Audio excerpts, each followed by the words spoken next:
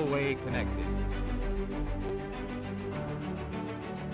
From outside this world. This is weird. Watch it.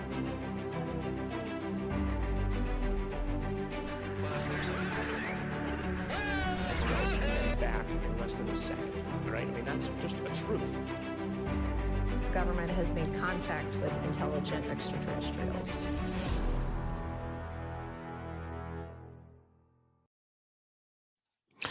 Hello and welcome to UAP Check News, your demonetized and ad-free source of information on unidentified anomalous phenomena. I'm Baptiste, here with my very dear co-host Guillaume, and we are welcoming today electronics and computer engineer Rony Vernet. Welcome, Rony. It's a real pleasure to have you here. Hello, Baptiste. Hello, Guillaume. Thank you for the invitation. Hope we have a good conversation today. We have a lot of topics to cover. Absolutely. So last year there were hearings at the Brazilian Congress regarding UAPs, in which you took part. Do you know of any progress on the subject since then, and how did that whole project, because it was really, it had a really poor coverage on international news, but it was really important in Brazil. How did that project was born? Yeah, just to summarize for people that are not completely aware, in around 2021, I had a plan to have the first hearing in Brazil. I was just writing and studying what are the politicians that were more at that time were more closer to this topic, what are the leaderships that I could reach. And I was unexpected conversation with a Brazilian researcher, Jevaer, at that time. And that he said to me, "Oh, Rony, I already have a plan to reach the politicians. I'm already in conversation with one of them, which at that time was the Senator Eduardo Girão. And I think we could do it together." So Jevaer invited me to be part of this plan that he already arranged. And this hearing was postponed a lot of times because of COVID, because of political crisis, and so on. And finally, we did the first hearing in Brazil in 2022, in June 22. And this was not a model of a hearing in a committee of subcommittee, like, for example, intelligence or armed services, like in US. But it's an open hearing, a public hearing, calling researchers, calling public civilians to talk about the subject, talk about cases. And I was one of them. It was kind of an introduction to the public of the topic, so we could do more, to have more hearings in the future. What happened since then? We had elections. We have a lot of senators that signed this first hearing that are not more in the government, not the majority, but we lose some chairs. We have a lot of political instability about government change and so on. The fact is, since that hearing, we have a lot of investigations, a lot of meetings in the Senate about problems, like we have in US that invasion of the Congress. We had one here also in Brazil. Not everyone's aware, but was even worse. People were arrested, dozens of people, and something like that. And all this political instability didn't give us a new chance to have another hearing, unfortunately. And due to this, and right now we have a lot of instability occurring news. When you end one instability, we start another. It doesn't seem to have an end to that instability.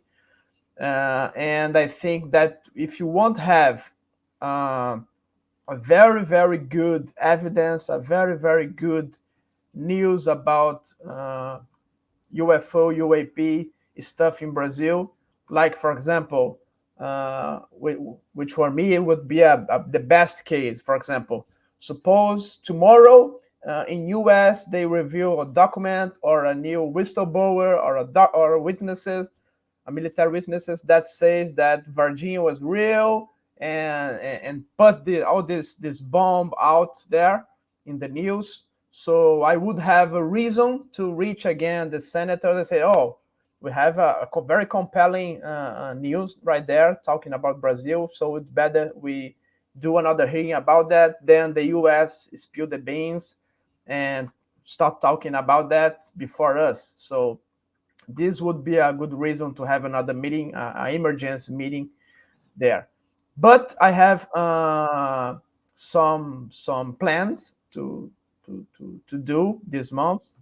I'm already arranging a meeting. It would be a historical meeting, a first meeting, first online, the first event between representatives, between congressmen of many countries: Brazil, Mexico, Peru, Japan, Canada, US, and others. So I'm trying to arrange that. Soon I will be asking for help of UFO Twitter members to, if they know some politician of their country, for example, France, that would like to participate in that meeting to discuss, which would be the leadership of, for example, from Tim Burchett would be a good name to be a leadership in that meeting, just to introduce for the congressmen in the world what's happening in US, why they are having all these discussions, the laws about Schumer Amendment, their hearings, and so on. So this would be very good for everyone to be leveled in the same level of knowledge, and each country starting doing these own meetings. And we have another names. I have, for example, the astronaut, which is also a senator in Brazil, which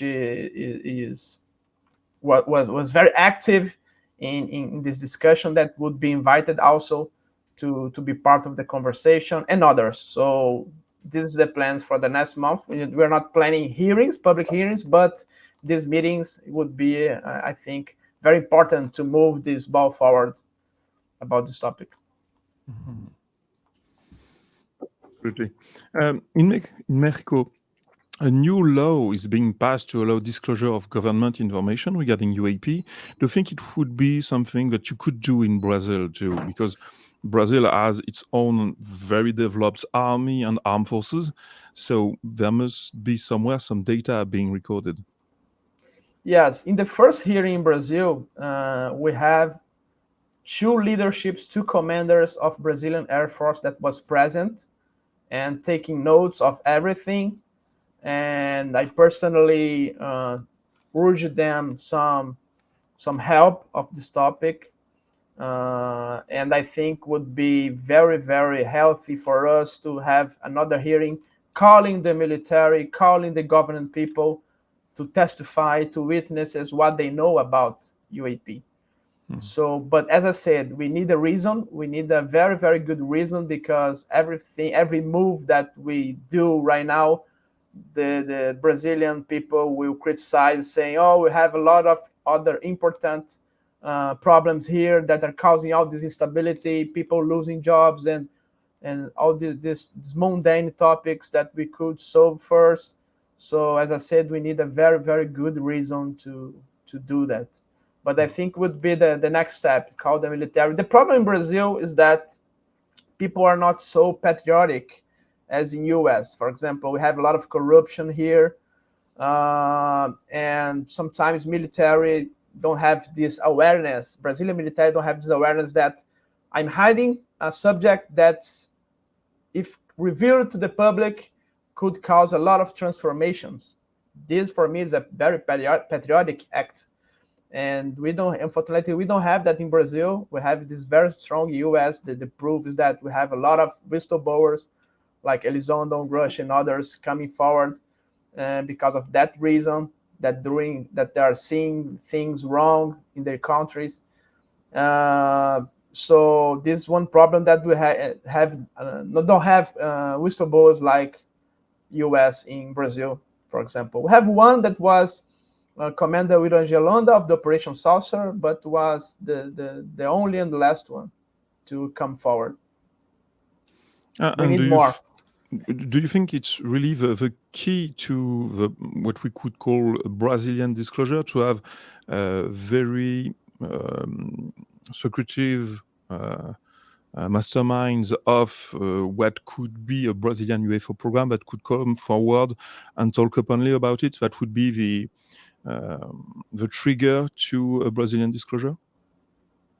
Yeah, I don't see today any of them coming forward, because we had I said Urangelanda, but we have a lot of general officials and commanders that give not whistleblowers, in fact, but giving comments, talking openly about the subject with very transparency. And for example, one of them was the Brigadier General Pereira, which is currently deceased. He said, at that time, years ago, I was at Air Force, and I released all the information that was possible. He was very open to say that. There is some information that's not possible to release. There are many questions about that, many reasons for that secrecy, but I released what was possible at that time. So we had this kind of transparency. This transparency of UFOs in Brazil is very, very instable, because some years, depending on the commander that is in charge, we have a lot of transparency, and other years we have zero transparency. And right now, I don't see anyone coming forward to talk about that. Guillaume, any question? Yeah, I mean, I'm very familiar with the American situation, but I'm really not familiar at all with with any other country situation, to be honest, even my own country. So forgive me if I sound really dumb asking questions about your country, but of course there's been accusations in the US about secret recovery and exploitation programs of UFOs. Do you have suspicions of similar programs in your country, hidden somewhere in the Brazilian army? Yeah, for example, the non-human intelligence, the beings that were captured here in Brazil, in Varginha, for example, we have a lot of information of operations that military from US interfered and came to Brazil to get them. We have the flight controllers talking about plane from the US in Varginha. We have other military talking about people talking in English, military talking in English with US uniforms here in Brazil. We have all that conversation. So I think we don't have a program. I believe in Air Force, because if I ask Air Force, you have a program to study UFOs? They say, no, we don't have anyone. I believe them, because we don't have structure for that. We don't have personnel. We have a lot of problems. And I think everything when we have some case in Brazil, for example, crash, beings or something like that, there is a unitary individual mission to go there and recover what needs to be recovered. And this simply not studied, this simply passed it to US, maybe for agreements or something like that. This is the current situation here. Do you think that type of partnership is solely had with the US? Do you think they automatically go to the US? Or, I mean, are there other kinds of international partnerships with different countries that you think could, host flying saucers? Yeah, we have seen that possibly these 5 eyes aliens, that's US, Canada, UK, Australia, New Zealand, they are probably taking charge of this recovery of these objects and the biologics. And probably Brazil has an agreement to transfer all this material for this US and consequently these aliens. And one interesting stuff is that immediately after Varginha case, same year, 1 month after Varginha case, Brazilians signed for the first time the agreement, the space agreement, to send an astronaut to the space, a Brazilian astronaut, which today is a senator that likes the topic, so that one that I mentioned it earlier, and to participate in the International Space Station projects. So at that time, this was a very, very interesting stuff that happened right after the Virginia case. So I really think that it's possible that we have agreement with US. For example, I give you the biologics, I give you the material, and you give me weapons, military weapons, you give me conditions to participate in the space operations, and so on. Fascinating. Very Crazy, interesting. but fascinating. You investigated poorly known but very interesting cases in Acre. Can you elaborate a bit on that, where it happened, and the federal investigation of the Brazilian state? Yeah, in 2020, in the middle of the pandemics in Brazil and also in the world, I received some information because of my job, because of my day job, some contacts I had because of that, that were happening cases of indigenous people being affected by light beams, people being abducted by craft that was appearing at indigenous community villages in a very, very isolated area in Brazil, in the state of Acre, border with Peru. And I immediately did a lot of Freedom of Information Act requests to request documents about these cases. And fortunately, I was successful. I first gathered some documents from our Federal National Indigenous Foundation, which is a national researcher institute in indigenous cause. They said, okay, yes, this is true, it's happening. So I immediately did a lot of more requests for federal police, for prosecution service, and I obtained hundreds of pages of documents that was evidence that these inexplicable cases were happening in indigenous communities. Crafts, ships, or aerial vehicles, noiseless, that were approaching in different shapes, different sizes, that were approaching these indigenous people, mainly when they were alone or in pairs, in a sneaky approach, a very, very careful approach, and sometimes emitting a light beam in these indigenous, causing a lot of physiological effects like headache, like numbness, like weakness, reddish, red eyes, red face, and something like that. That caused a lot of problems, and these indigenous were really desperate at that time. This happened some years ago, only in 2014, 2015, 2015, 16, and affected them a lot. And until today, we don't have explanation about what happened with these indigenous who were responsible for these technological attacks against them. Do you have any kind of theory as to any reason for attacking someone with a light beam? What would be the purpose of such a thing? Any idea?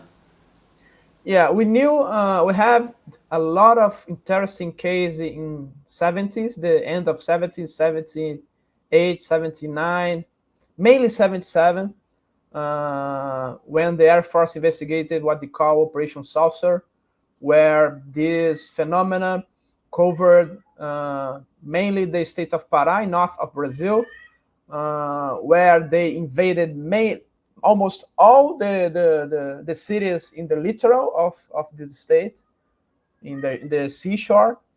And this phenomena was doing the same thing, different kinds of formats, of shapes, of crafts, that was emitting light beams against the population, not indigenous, but fishermen village, very simple fishermen villages, small communities, and causing the same physiological effects.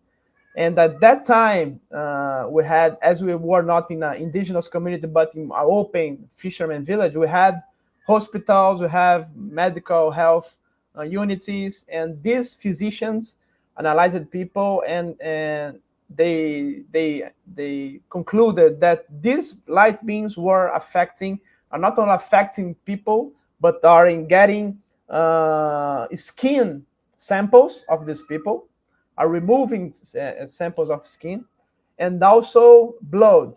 So this light, through this light, these beings, this technological stuff was possible to remove samples of these people, maybe to study a genetics study and so on, and maybe this is happening in these indigenous communities, but we have less information because they are very isolated. They don't have a health unit. They treat themselves with indigenous stuff and something like that. So we don't have a lot of information. If it was the same, but we could do an analogy what we know in the past that happened also in Brazil, also in isolated communities.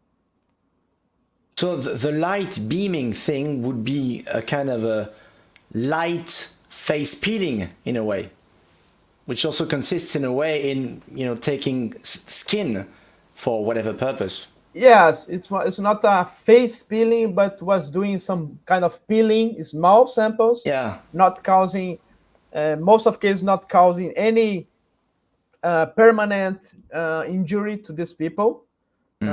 Just a more invasive exam, I would say. Is this type of attack recent or part of the folklore of these indigenous communities? This started not today, not years ago. It started many decades ago. We have a lot of cases in Peru. And these indigenous in Brazil are very close to their Peruvian friends, because these indigenous in Brazil are originally from Peru. They migrated to Brazil, this specific community in Acre. So they exchange a lot of information about that.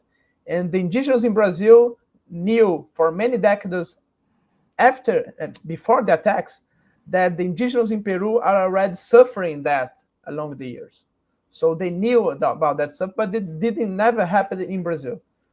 So they knew that's the real, they knew that's happened. Logically, in the middle of these stories, they put elements that maybe we can consider that became legends and so on associated. But we have in these stories real facts that were proved by the documents from Brazilian Air Force, from Peruvian Air Force, and so on. One of the things that I could highlight here is about the face peelers, because this is in fact a legend there. What I think is that we had cases that humans did a long time ago, face peeling, some crimes committed by humans. And they associated everything that today, if you go to Peruvian Amazon and even some sites of Brazilian Amazon, everything that's bad occurring with them, they associate to this face peelers creature. So everything, my day is bad, it's the face peelers, it's something like that. And I believe that they generalize this stuff for everything bad happening them. Sometimes they explain, these are the gringos, the gringos are the face peelers. We have weeks ago Brazilian tourists that was in Peruvian Amazon that was arrested by a community saying that they were the face peelers. So to how the level of desperate, of afraid, of fear that these communities are involved. But there are real cases with this technological device happening both in Brazil and in Peru. Do they consider the face peelers and what we could call the lights the same phenomenon or two different things? I think it's two different things, because we don't see a lot of photos of people that was face peeled. We don't have that. We have one case that appeared in journal years ago, and people always show that same photo of the same people that in fact was face peeled, to try to justify that all the cases are corroborated by that. It's not the fact. We don't have any current cases of people appeared with face peeling without face. We have cases where people was scratched. Most of cases was superficial scratches, nothing that we could say it was closer to what would be the face peeler, with complete removal of skin of face. So I think maybe we could say that there are different phenomena. Mhm.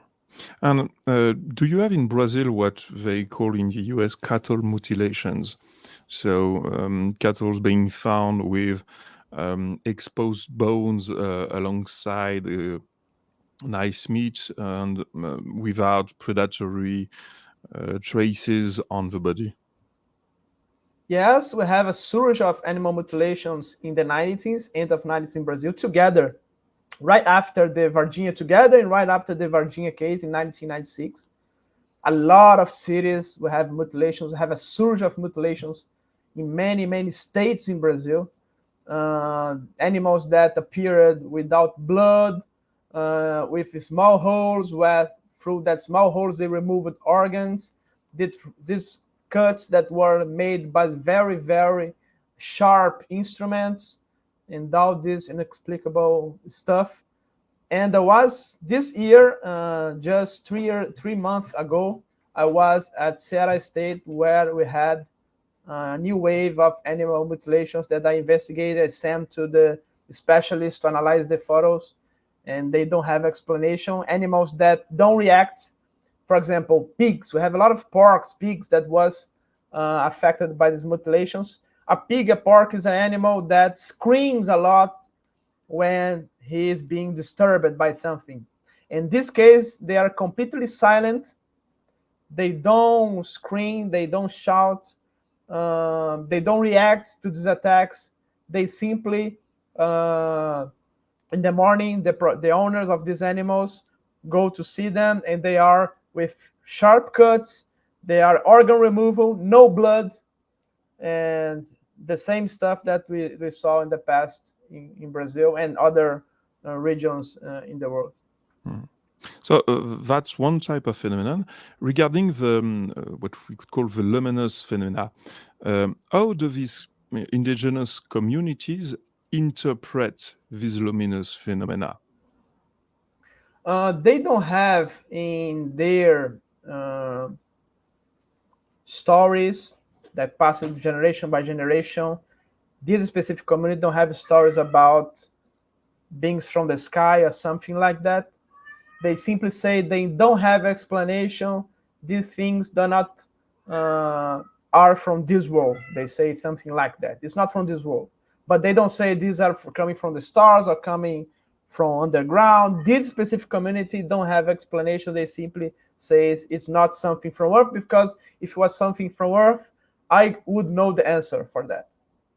And I think you could separate these mutilations, because most cases of these mutilations in all the cities of Brazil, people saw different types of beings doing that. These beings are always a hybrid between a human being and an animal, sometimes a hybrid with a horse, sometimes a hybrid with a wolf, sometimes it's a hybrid with a big pork, and all these hybrids would be responsible for these mutilations. All of them with red eyes, a lot of hair in the body, very dark hair, a very, very strong smell of sulfur or something like that. And this is what we know about this case of mutilations. What is different of this case of beings being emitted in people, that are in most cases people saw an aerial device doing that. Oh, that's very interesting. Do they see these phenomena as accidents or punishments, for example? I don't see them as punishment, because if it was punishment, we have even cases where in Brazil where people shot with shotguns bullets against this phenomena, and the phenomena didn't punish these people.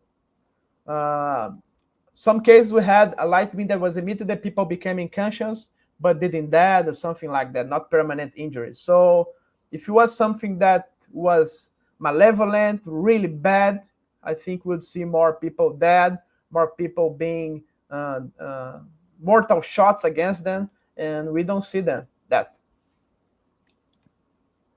Has You? there been any? Yeah, I'm sorry.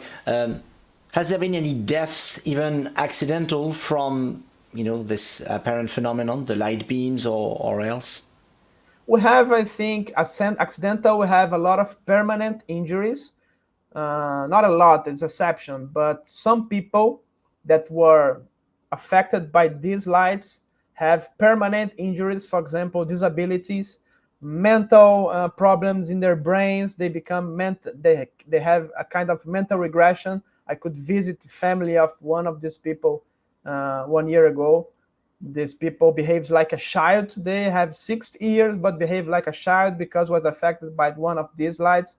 But it's a very, very, very small percentage, which I believe it's something accidental or something that their bodies was not prepared to receive, and unfortunately, these specific people had this kind of problem. But most of people are not affected with permanent injuries. We have a lot in Operation Saucer and the indigenous communities. We have a lot of people disappearing, simply disappearing.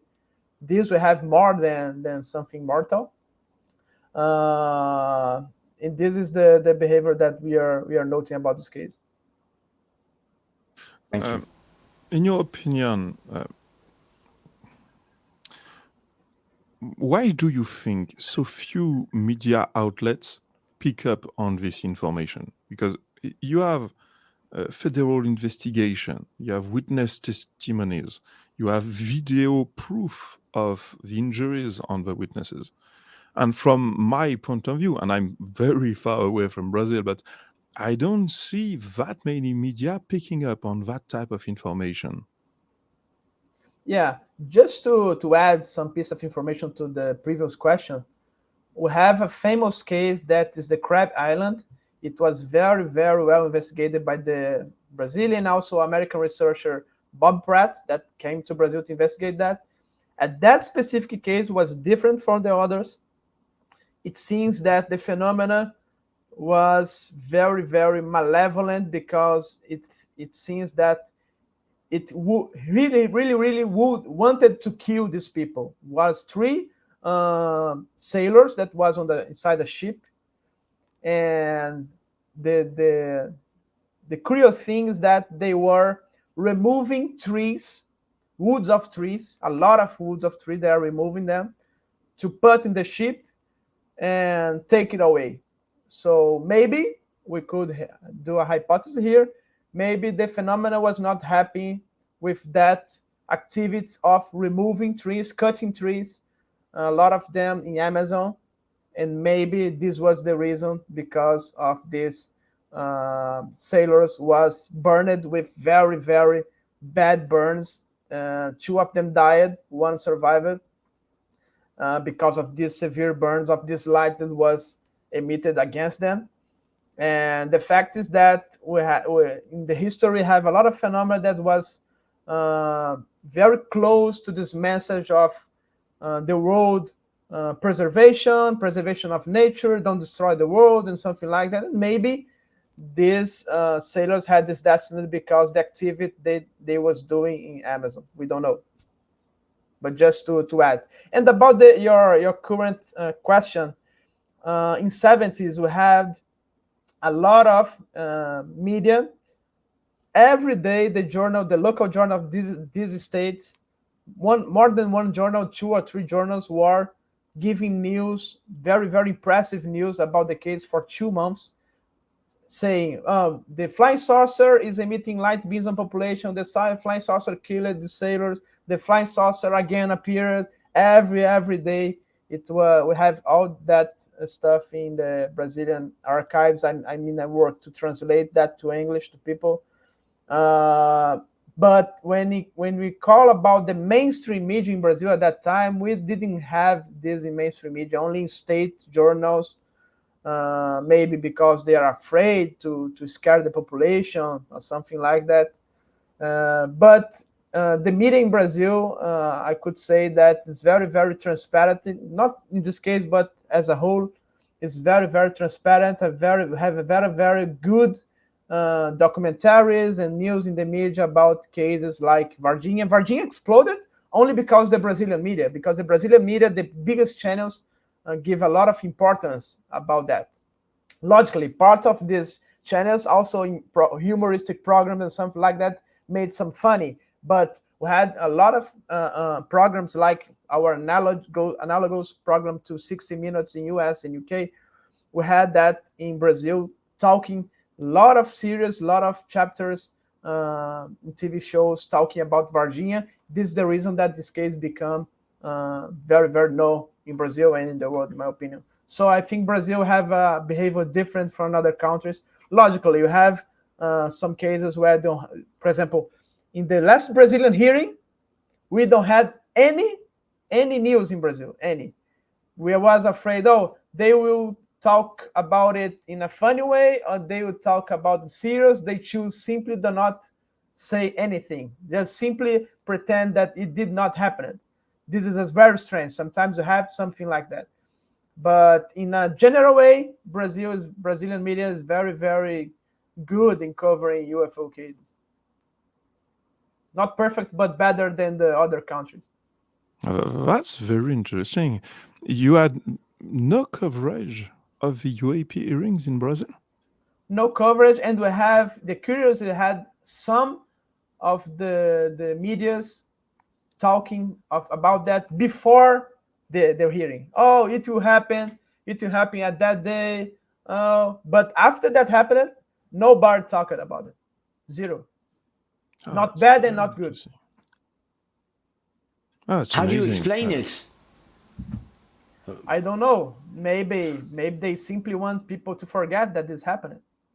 Because if they talk bad or good, people will have interest to see it. Because if you say something is bad, I could even get more curious. Let me see if the media is calling, because people nowadays have this behavior with X, Twitter, and something like that. People has behavior to let me check if the media is talking correctly about that. Let me watch. So this awakes people to check. So maybe they don't want this kind of behavior. So do you think it could be linked to what you were saying earlier about the American involvement? Could a certain attitude from Brazilian media have been part of this kind of contract between the US and Brazil when it came to, all right, well, we're taking the alien body from Virginia, we'll send your astronauts in space, and please tell your media to shut up about the whole thing? Alleged contract. Alleged, yes, of course. Yes, maybe they have a contract. We know that a lot of media in the world receive money from politics, money from the industrial military complex, and maybe they have this link, I don't know, because of this agreement, something like that, to not give the news the way that they are, or give or not the news, or distort facts. Maybe it's a very good hypothesis. One of the most famous cases in Brazil is the Colares case, Operation Plateau, which I believe you have investigated. Could you explain to the audience what happened? Yes, this was the operation that, as I briefly explained, but I could enter in more detail. It happened mainly in 1977 in Brazil, in north of Brazil, the extreme north of Brazil. It started mainly in the state of Maranhão, where we had this case of the Crab Island, where these people, the sailors that were removing wood, get burned.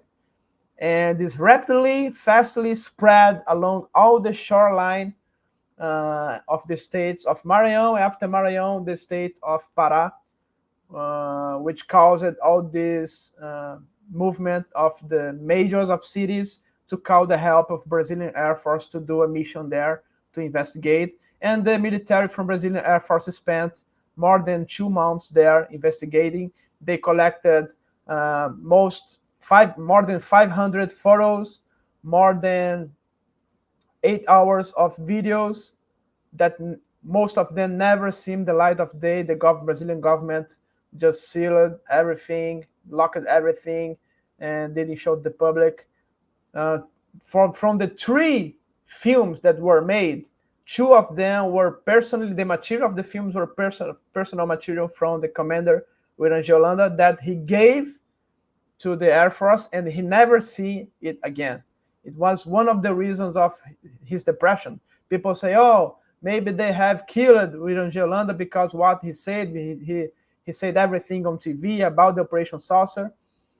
But he had a lot of reasons, mundane reasons, to be depressed and maybe to commit suicide. One of them is that he gave a lot of his life investigating.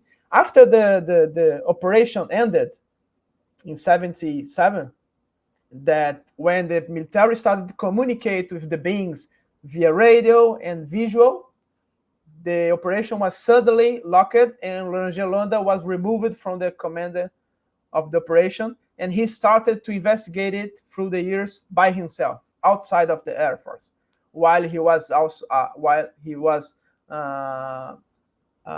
active service member, but not investigation in this case. So one of the reasons I think that he was depressive was this behavior of the Air Force to get these films from him, so he could not have any proof what he saw, and he saw that he did very, very compelling films about this ship in close distance and so on.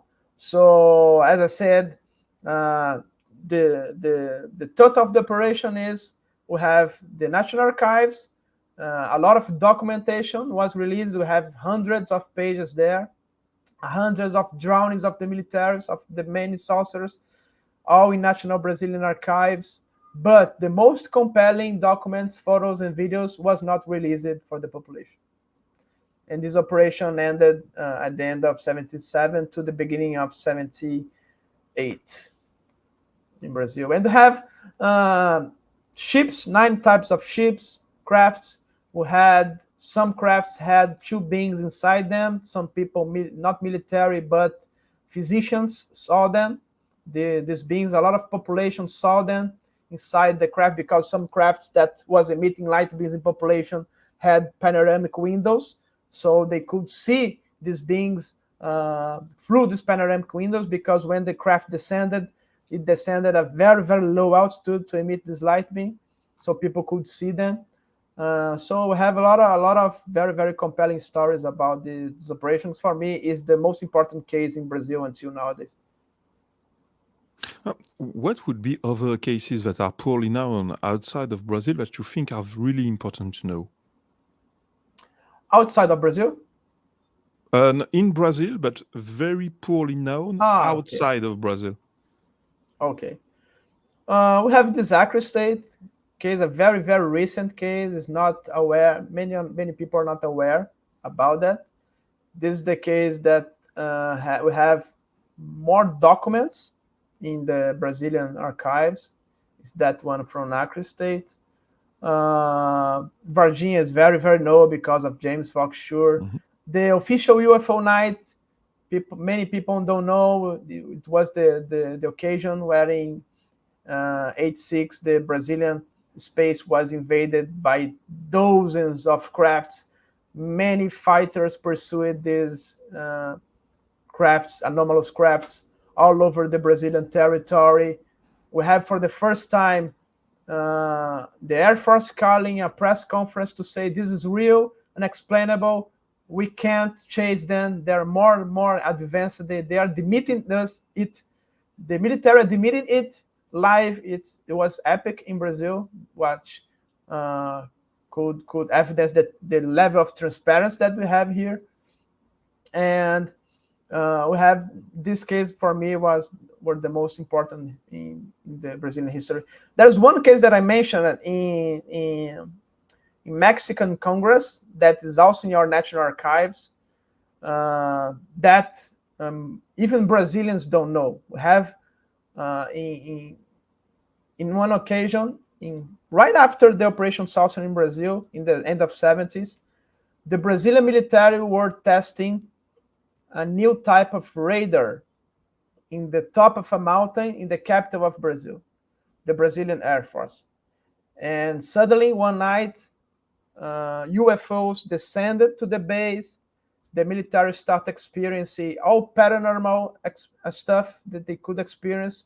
Gates, electrical gates being opened and closed, stones appearing out of nowhere, hitting the military, black figures, black entities moving through the site together with this UFO sighting. So this is for me one of the most compelling cases. And the one brilliant thing about this case is that the commander of this site, and before the military talk with each other about what happened, they said, both each of you need to write an individual testimony about what happened, and we have these letters in National Archives. So this is an important act that was done, and that could remain intact, the story that happened at that night in this Brazilian site. Can you give us again the name of the site? That sounds like a very interesting case, so everybody can look it up. I'll get it, and I will talk with you. All right, thank you. In seconds, okay.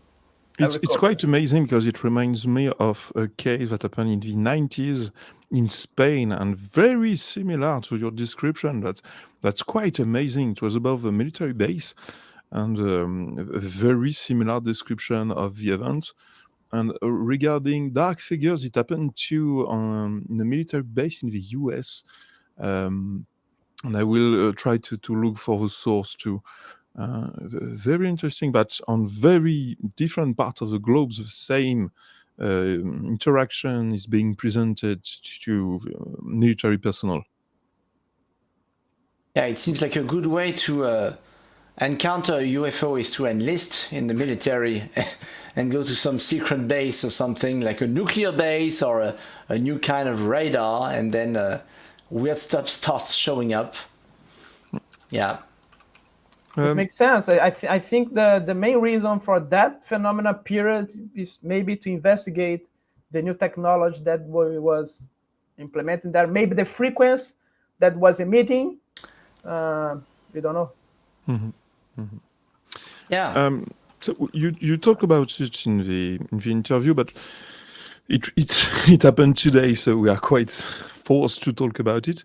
Recent rumors seem to indicate that the CIA is involved in the recovery of devices in various countries. In the case of Virginia, for example, other rumors point to US involvement in the recovery of physical components. Would this be possible, according to your investigation, that the CIA is behind the US military that were witnessed in Brazil? Yes, I really believe we saw this news about in the Daily Mail, including I would like to congratulate Josh Bowell, the Chris Sharp, and everyone that contributed to that news. Very important because it shows that CIA has leadership in these vehicle recovers, and maybe the one of these countries could be Brazil. We don't know. Many people say that the craft, a crash happened in Brazil, in Virginia, for example. I don't see strong evidence that something crashed here during the Virginia.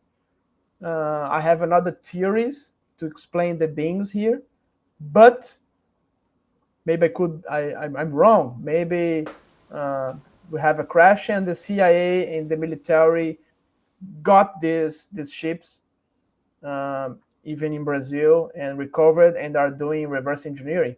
We have a lot of other stories in Brazil. For example, in the state of Bahia, where people say that a ship crashed with beings. That's not well known. We don't have a lot of evidence because it crashed, maybe supposed crash, allegedly crashed in a private site, and the owner did want people to get there to investigate. We have Magé in 2020 that I know that something happened, but are not sure. We don't have complete information to have certainty about what happened. Maybe it was a craft. So in Brazil, we had a lot of situations where people say that anomalous vehicle crashed that we don't have many information, and maybe what we are seeing that U.S. was able to recover that, maybe. Guillaume, Just to do you have a complement question? Sure. the question about that case, anomalous, paranormal, poltergeist, UFO together in Brazil, in this Brazilian Air Force base, was a unit from Gama. Gama is the name of the city, also the name of this unit from Air Force is located in the capital of Brazil, the Federal District of Brazil, on top of a mountain. Thank you. Guillaume, do you have another question? No? Not now. My next one is, can you recommend any reference books, reliable information books, for those who want to learn more about this subject in Brazil?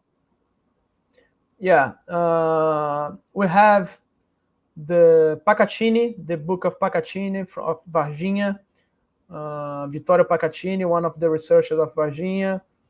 We have books from Ubirajara, one of the first and maybe the most important researcher from Varginha. We have books from my friend Jackson Camargo, who was with me at the official UFO night. He has a wonderful book about the official UFO night. We have books of Marco Petit, Edson Boaventura. I could, after the meeting, could send to you some bibliography, sure. And you the could links will share be in the description of the episode. The links and the names of the books and the authors that you could share with your audience. Perfect. And finally, as a closure, how can the viewers, if they can help you in your research and your work? What are you looking for today in your work? I have a lot of freedom of information requests of documents in Brazil. Some of them are in a very advanced, the last instance to be judged. So maybe we will have some news soon, very important ones. I have some of them related to Operation Saucer, some of them related to these cases of floating beings in Peru, not in Peru, but also in Brazil, in Brazilian territory.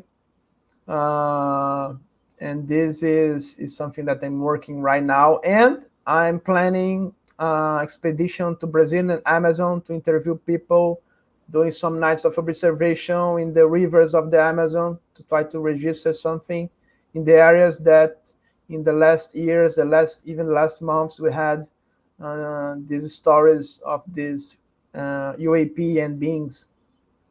And this thing that's happening in Peru is also happening in Brazil in a very, very lower occurrence.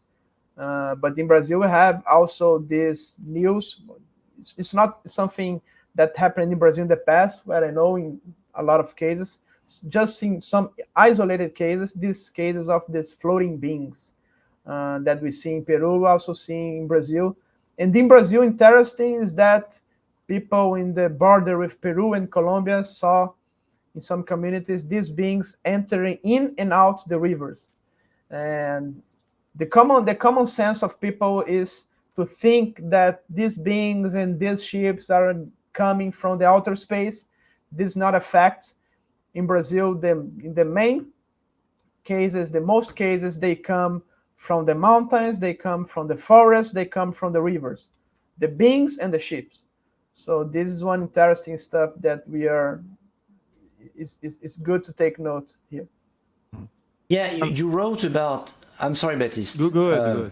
All right. Yeah, Rony, you wrote about the fact that the trajectory of the different events in Peru, then Colombia, Bolivia, I forget, I'm sorry, and then Brazil. And you say that it follows the path of a river. So you were talking about, new events in Brazil, but on a lower scale. Are those events still on the same trajectory, also following that same river? Yes, this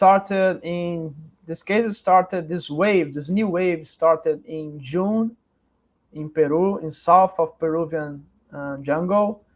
It followed a straight path through the river, as you said, in many cities.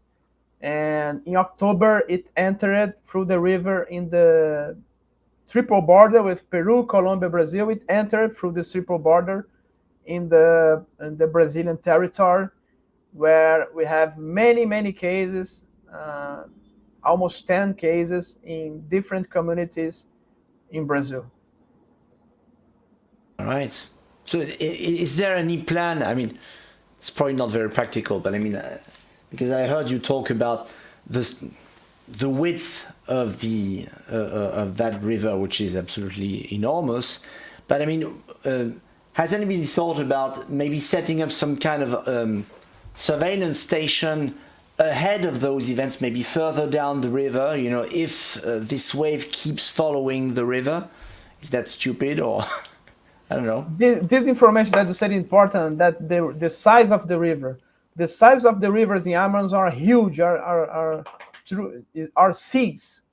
Yeah. You cannot see the other end of the river when you're looking for it between margins of the river. So Right.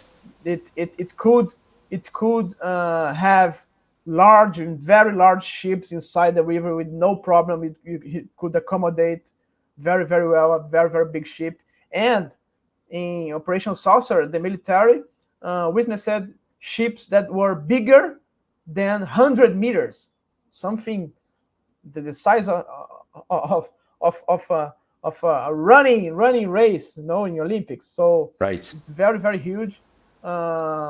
And these rivers, in my opinion, are being used by this intelligence to transport and do these movements without being seen, without being noted. It would be the roads, would be the rivers they are using. Do you have any idea about the depth of the river? It depends of the region.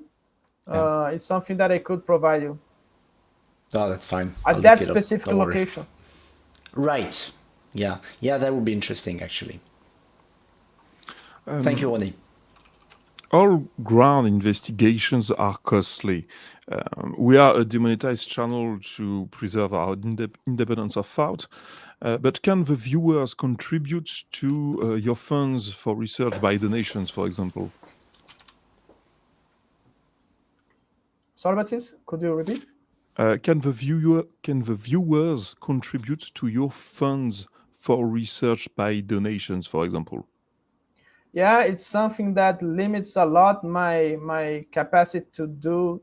For example, this traveling to Amazon is very expensive because I need to get more than one plane. I need to hire some people, locals, to stay with me all days, night and day, because they know I'm going to a place that we have crimes, illegal mining, illegal trafficking organs, traffic of people. So we have to be very careful about that. We have to have local people that know the region to not do any mistake. And this is costly. I need to rent a ship to do that because I need to run kilometers between the communities from where the plane lets you to where is my main objective, because these communities are very far from the big cities.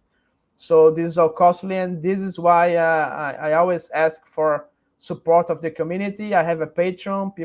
I could share a link with you if people want to help at the Patreon. Absolutely. To help in my new missions here in Brazil. And you asked about the depth of these rivers. For example, Amazon River, which the main ones that they could be using has a big depth, like 100 meters in some locations that are we are citing this kind of phenomena. So very, very depth for a river. Yes. Yeah. Huge depth. Yes. That's a deep river. Rony, thank you so much for this interview. It was a real pleasure to have you on board for the first interview of UAP Czech News International. You are, of course, welcome here anytime when you want to give us updates on the Brazilian initiatives that you are conducting. Again, thank you very much. Thank you very much for the invitation. I hope you and the audience appreciate. I think it was a very good conversation. Anytime, anything I could help you, please call me and you could talk again. And again, thank you for the invitation. Everyone that want to reach me, ask some questions, or maybe interact, I'm on X, on Twitter, /Rony Vernet. My name is French, so it is easy for you. Yes, right. Absolutely. Yes. For the foreign people, the better is X, because most of my posts in X are in English, so it's better for people to interact.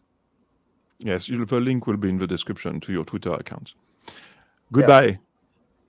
Thank you very much. Thank you. Bye.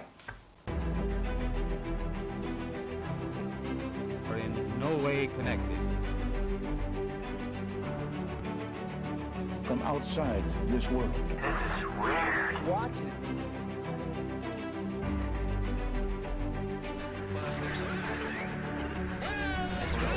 Back in less than a second, right? I mean, that's just a truth. Government has made contact with intelligent extraterrestrials.